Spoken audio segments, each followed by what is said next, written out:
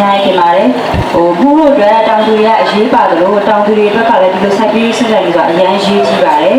ဒါကြောင့်မလို့ဒီအောင်တန်းဆိုင်ခွဲတွေလည်းနောက်ထပ်မြို့နယ်အတီးတီးမှာအများကြီးဆိုင်ခွဲတွေအများကြီးဖွင့်နိုင်ပါစေလို့ဒီကနေပြီးတော့မှဟိုကဆူတောင်းပေးနေကျေးဇူးတင်စကားလေးပြောကြပါရရှင်ကျေးဇူးများကြီးတင်ပါတယ်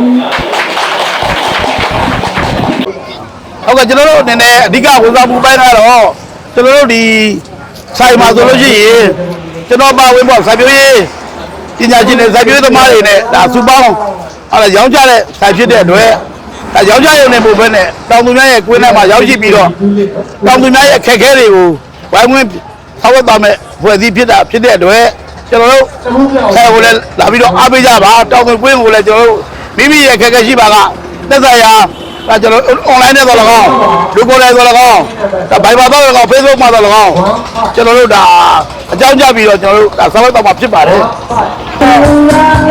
ဒီကတော့ဆောက်ဖို့ဖြစ်တာဒီနေ့ကတော့အောက်ကလည်းစိုက်ပျိုးရေးဆိုင်ဖွင့်ပွဲလေးကိုနှစ်ယောက်ထည့်ခြင်းဖြစ်ပါတယ်အခုဒီစိုက်ပျိုးရေးဆိုင်ဖွင့်ပွဲဆိုရင်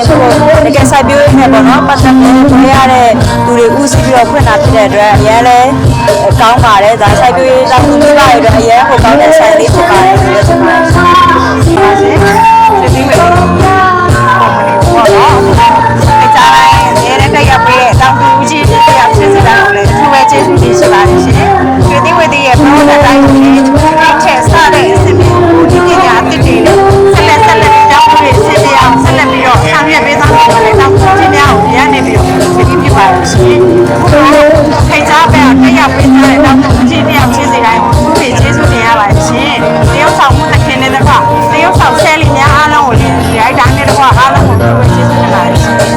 ဒီစင်းတိုင်းဒီမွဲကိုတယောက်လာကြတဲ့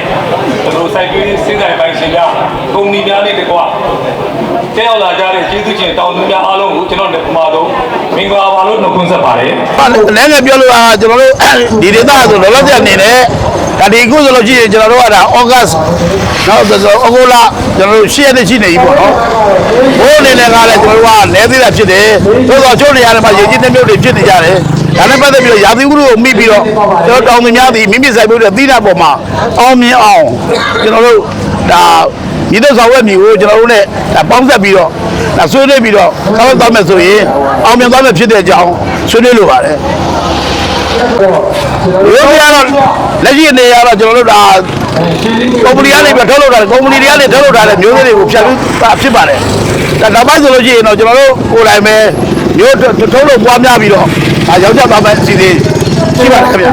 ဒီကတော့စိုက်ပင်ပွဲရဲ့ရည်ရွယ်ချက်ကတော့ဒီဒေသမှာရှိတဲ့ဘာပေါ့နော်ဒီစိုက်ပျိုးသူတောင်သူတွေစိုက်ပျိုးသမားတွေလည်းပေါ့နော်စိုက်ပျိုးရေးဝါသနာရှင်တွေအတွက်ဒါကျွန်တော်တို့စိုက်ပျိုးရေးမှာရောက်ကြတဲ့မျိုးစေ့ဥဒ္ဒစေအားလေးဒီဩဇာစသဖြင့်ဒါတွေကိုကျွန်တော်တို့ပြန်ပြီးရောက်ကြပါမယ်အစီအစဉ်ဖြစ်ပါလေဗျာအဓိကတော့တောင်သူအကျိုးပြုဒီဟလာမိမိရဲ့သာဝတ္ถีအတွက်သာဝတ္ถีဖြစ်ပါတယ်အဲ့တော့ကျွန်တော်တို့ဆိုင်ကတော့ကျွန်တော်တို့ဒီမလာဘူရာမျိုးနဲ့ထုံးဖို့ကြေးရွာမှာရှိတဲ့ကျွန်တော်တို့ပြင်းမှုနဲ့အတက်လန်းကျွန်တော်တို့ဒီဆိုင်ကားမှာပဲကျွန်တော်တို့တိုက်တက်မှာပဲကျွန်တော်တို့ကစတင်ပြီးရောက်ကြနေတဲ့အကြောင်းဖိတ်ခေါ်အပ်ပါတယ်ခင်ဗျာတောင်သူကြီးများ